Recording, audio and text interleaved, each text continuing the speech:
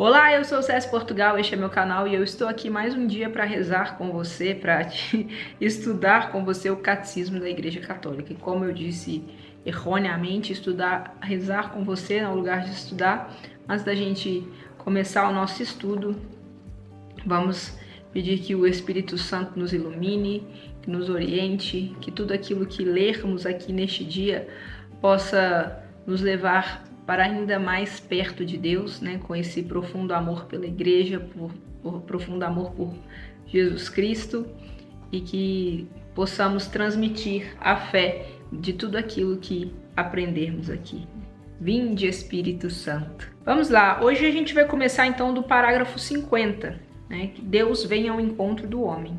Mediante a razão natural, o homem pode, com certeza, conhecer a Deus a partir de suas obras. Existe, porém, outra ordem de conhecimento que o homem de modo algum pode atingir por suas próprias forças, a da revelação divina. Por uma decisão totalmente livre, Deus se revela e se doa ao homem. Faz isto revelando seu mistério, seu projeto benevolente, que desde toda a eternidade concebeu em Cristo em favor de todos os homens. Revela plenamente seu projeto enviando seu Filho bem-amado, nosso Senhor Jesus Cristo e o Espírito Santo. Então é uma escolha de Deus, né? Ele podia não querer fazer isso, mas ele escolhe revelar-se a nós. Aí vem aqui o artigo 1, a revelação de Deus. E dentro desse artigo 1 nós temos o ponto 1. Deus revela seu projeto benevolente. O projeto benevolente está entre aspas aqui. E há detalhes, né, como eu já disse, que é muito importante que você tenha o catecismo nas suas mãos aí para você ficar por dentro de tudo aqui certinho. Aprove a Deus, em sua bondade e sabedoria, revelar-se a si mesmo e tornar conhecido o mistério de sua vontade, pelo qual os homens, por intermédio de Cristo, Verbo feito carne, no Espírito Santo, têm acesso ao Pai e se tornam participantes da natureza divina. Deus, que habita numa luz inacessível, quer comunicar sua própria vida divina aos homens, criados livremente por Ele, para fazer deles, em seu Filho único, filhos adotivos. Ao revelar-se, Deus quer tornar os homens capazes de responder-lhe, de conhecê-lo e de amá-lo, bem mais do que seriam capazes por si mesmos. Então aqui a gente pode entender que Deus se revela para que nós o amemos ainda mais, para que nós o amemos de uma maneira que por nós mesmos, né, nós não conseguiríamos e talvez nem o conheceríamos, né? O projeto divino da revelação realiza-se ao mesmo tempo por ações e palavras intimamente ligadas entre si e que se iluminam mutuamente. Este projeto comporta uma pedagogia divina peculiar. Deus comunica-se gradualmente com o homem, o prepara por etapas para acolher a revelação sobrenatural que faz de si mesmo e que culmina na pessoa e na missão do Verbo encarnado, Jesus Cristo. Eu entendo aqui essa parte como algo muito belo de Deus, de que sim, em toda a minha caminhada na igreja, ainda não conheço essa totalidade, ainda não conheço tudo que Deus quer que eu conheça dele. Eu entendo isso aqui dessa parte, sabe? Que Deus vai se revelando para mim cada vez mais. E à medida que eu vou confiando, à medida que eu vou me aprofundando, ele se permite que eu o conheça ainda mais.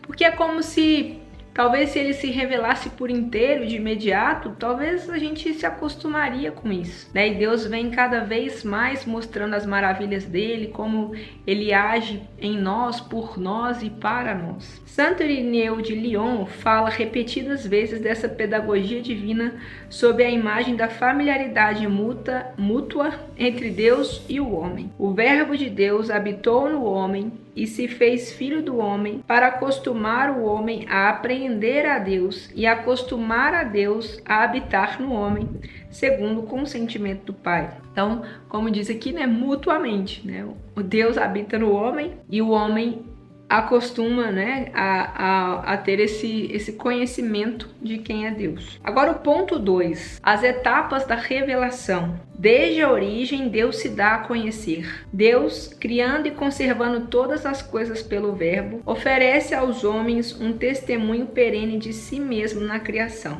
E além disso, decidindo abrir o caminho da salvação sobrenatural, manifestou-se a si mesmo desde o princípio aos nossos primeiros pais. Depois da sua queda, com a promessa de redenção, deu-lhes a esperança de salvação e cuidou continuamente do gênero humano, para dar a vida eterna a todos aqueles que, perseverando na prática das boas obras, procuram a salvação. Aqui tem um ponto muito importante que a gente tem que ficar atento, né? Porque existe aquelas pessoas que dizem, né, que somente praticar as boas obras vai dar a salvação a elas. Obviamente, é necessário que se pratique as boas obras, mas muito cuidado para não ser uma coisa muito de caridade apenas. É muito além disso, né? A caridade ela é necessária, mas aprofundar-se, né, cumprir com os mandamentos, receber os sacramentos, tudo isso na nossa igreja se faz necessário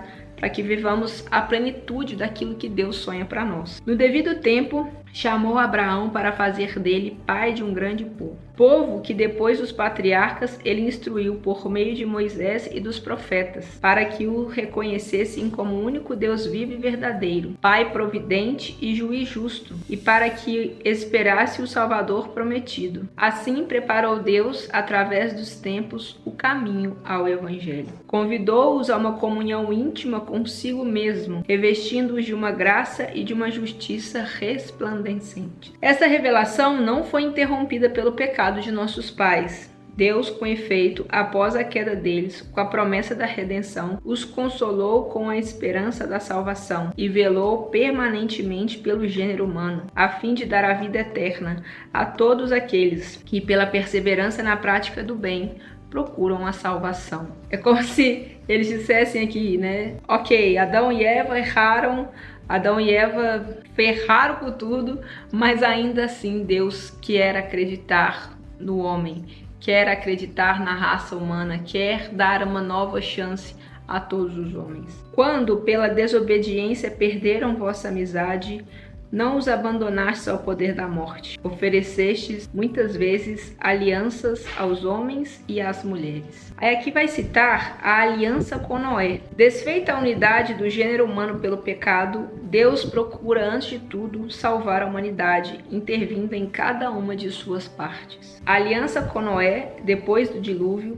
exprime o princípio da economia divina para as nações, isto é, para com os homens agrupados segundo seu país, língua, família e nação. Essa ordem cósmica, social e religiosa da pluralidade das nações destina-se a limitar o orgulho de uma humanidade decaída que, unânime em sua perversidade, gostaria de construir por si mesma sua unidade à maneira de Babel. Contudo, devido ao pecado, o politeísmo, assim como a idolatria da nação e de seu chefe, constitui uma contínua ameaça da perversão pagã para essa economia provisória. A aliança com Noé permanece em vigor durante todo o tempo das nações, até a proclamação universal do Evangelho. A Bíblia venera algumas grandes figuras das nações, tais como Abel o justo, o rei sacerdote Melquisedeque, figura de Cristo, ou os justos Noé, Daniel e Jó. Assim,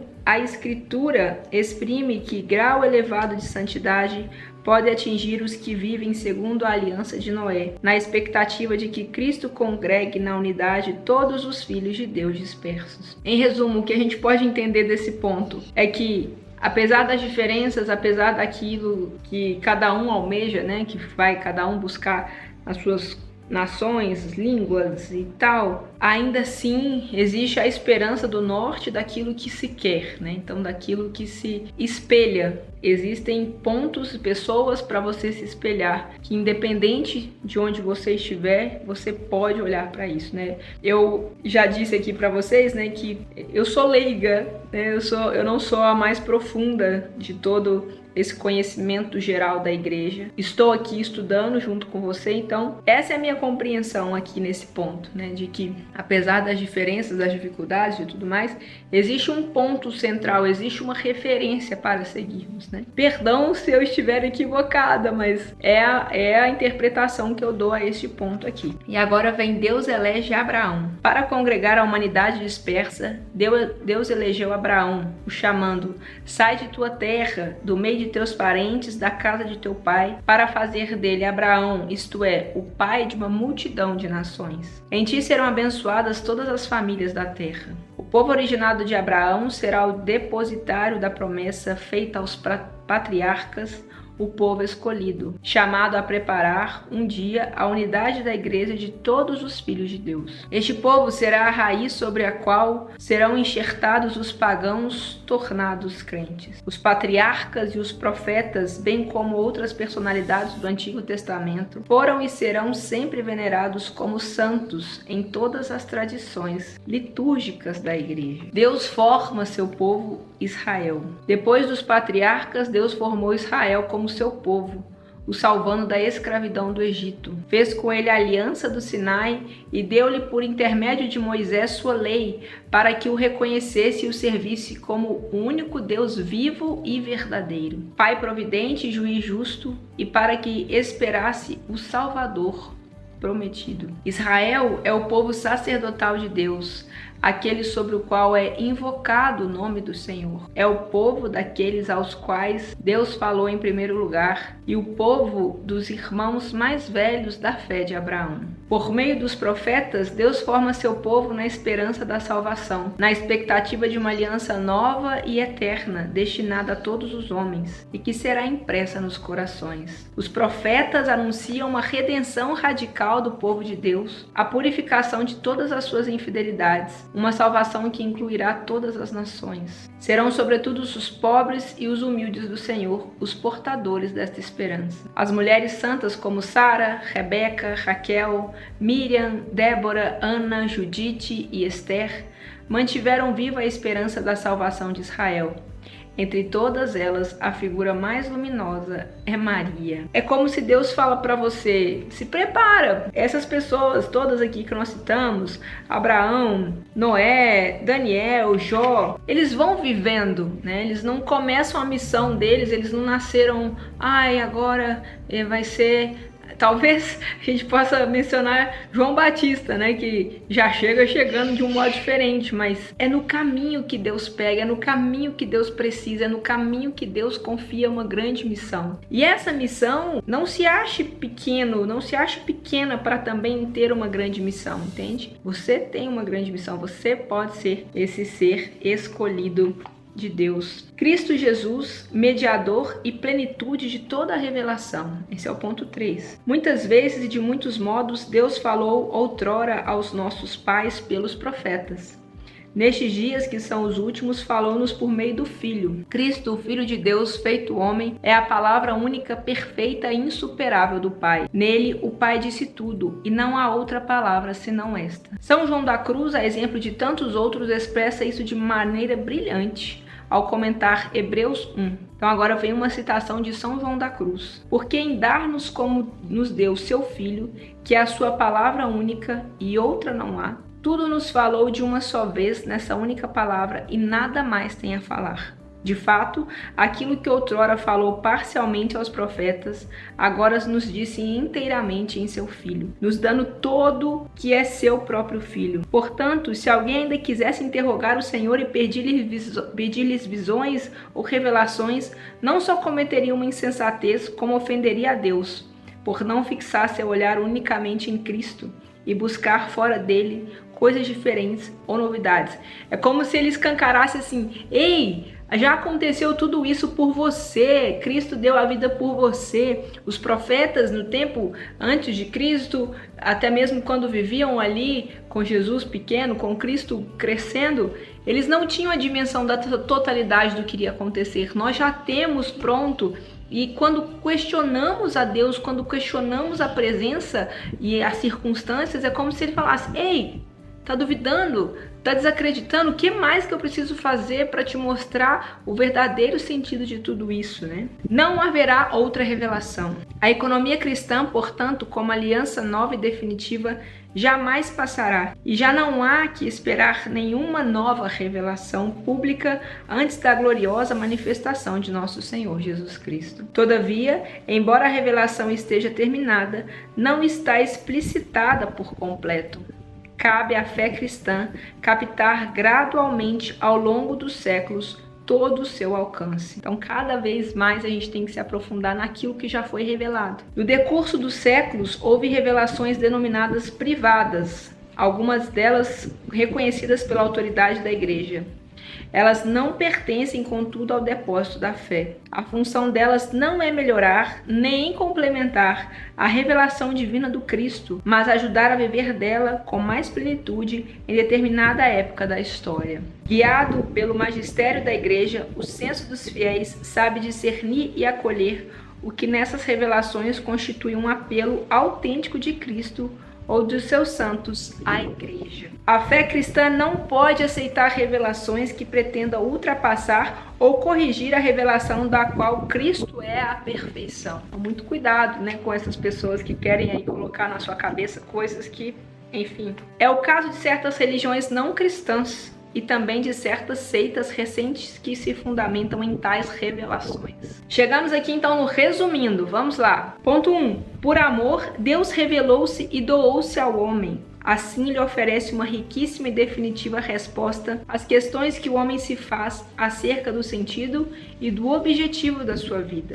Então, a partir do momento que ele se doa, encontramos nele respostas. Deus revelou-se ao homem, comunicando-lhe gradualmente seu próprio mistério por meio de ações e palavras. Para além do testemunho que Deus dá de si mesmo nas coisas criadas, ele manifestou-se pessoalmente aos nossos primeiros pais. Falou-lhes e depois da queda prometeu-lhes a salvação e ofereceu-lhes sua aliança. E além disso, ele não desistiu apesar desta queda. Deus fez com Noé uma aliança eterna entre ele e todos os seres vivos. Esta há de durar enquanto durar o mundo. Deus escolheu Abraão e fez uma aliança com ele e sua descendência. Daí formou seu povo, a qual revelou sua lei por intermédio de Moisés. Pelos profetas preparou este povo a acolher a salvação destinada à humanidade inteira. E por fim, Deus revelou-se plenamente enviando seu próprio Filho, no qual estabeleceu sua aliança para sempre. O Filho é a palavra definitiva do Pai, de modo que depois dele não haverá outra revelação. Então nós vivemos num tempo que nós já temos essa revelação que é o Cristo, né, que morreu na cruz, entregou-se por nós e que aguardamos a sua vinda. Quando vai acontecer? Não sabemos, mas como já disse aqui, nós temos benefícios em relação a profetas que viveram antes de Cristo, a homens e mulheres que viveram antes de Cristo e até mesmo no tempo de Cristo. Cabe a nós pedirmos a Deus esse discernimento, desse conhecimento profundo dele, para nos aprofundarmos mesmo nessa existência dele que habita em nós e que possamos reconhecer isso para termos esta paz. Eu sei que não é tão fácil, mas de uma maneira bem resumida, é como se a partir do momento que confiamos plenamente em Deus, as coisas vão acontecendo. E quanto mais o conhecemos, mais o queremos, mais queremos conhecer. E ainda assim, como já lemos aqui anteriormente, por mais profundo que cheguemos, por mais intensamente, nós não conheceremos a totalidade do que ele realmente é. É profundo, é intenso, mas a gente vai caminhando e vai dar tudo certo. Deixe seu like, se inscreva e acompanhe os outros vídeos dessa série. Em tudo dai graças, perceba Deus nos detalhes da sua vida. Eu sou o CS Portugal, este é meu canal, que Deus abençoe você e até o próximo vídeo. Tchau!